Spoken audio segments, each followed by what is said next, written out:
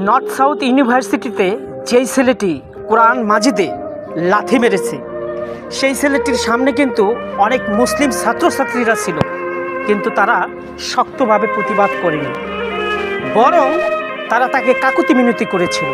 কিন্তু এই বেয়াদবের বাচ্চা ততক্ষণও থামেনি, লাথি দেওয়া বন্ধ করেনি।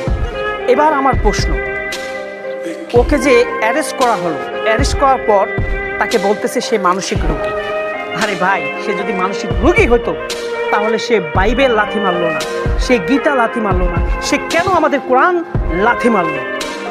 এই 92% মুসলিমের দেশে সে যেই জঘন্যতম অপরাধ করেছে, এটার যদি পূর্ণ শাস্তি না হয় এবং সে যদি না পায়, তাকে যদি না দেওয়া হয়, তাহলে বাংলার মুসলিম আর ঘরে বসে থাকবে না। কথাটা যেন মনে রাখে প্রশাসন।